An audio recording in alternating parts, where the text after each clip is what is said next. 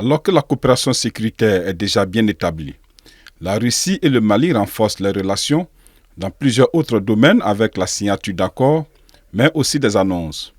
Plus de 4000 délégués en provenance d'une soixantaine de pays et territoires ont participé à la Semaine russe de l'énergie 2023 qui a pris fin le vendredi 13 octobre à Moscou sous le thème « La nouvelle réalité de l'énergie mondiale, créer l'avenir ».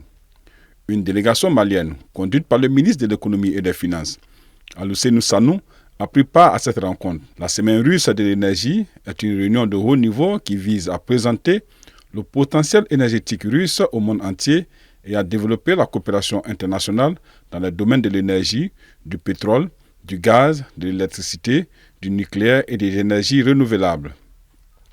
Au cours de cette semaine, la Russie a annoncé avoir signé des accords avec le Mali et le Burkina Faso dans le but de développer le secteur nucléaire civil de ces pays. L'agence russe de l'énergie atomique, Rosatom, vient de conclure un accord avec le Mali pour développer l'infrastructure nucléaire civile du pays. Cette initiative vise à former du personnel, à établir des installations de recherche nucléaire et à sensibiliser le public à l'énergie atomique. C'est une opportunité énergétique et surtout une très bonne nouvelle qui réjouit l'Afrique entière, en ce sens que cela s'inscrit dans la droite ligne des consignes transitionnelles énergétiques et c'est la première centrale nucléaire de production pour la région ouest africaine et c'est une initiative à saluer. Il s'agira d'une centrale modulaire comme ce qui se fait un peu partout avec succès et pour sa réussite, nous n'avons pas de doute en la matière.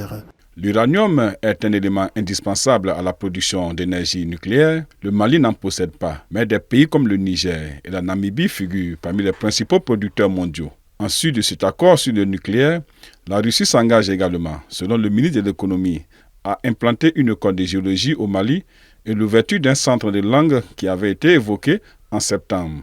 En février 2023, la Russie a décidé d'octroyer 290 bourses pour des étudiants maliens. En juillet dernier, à l'issue de son voyage à Saint-Pétersbourg, son premier voyage à l'extérieur en tant que président de la transition, le colonel Assimi Goïta a révélé travailler à la création d'une compagnie aérienne avec la Russie.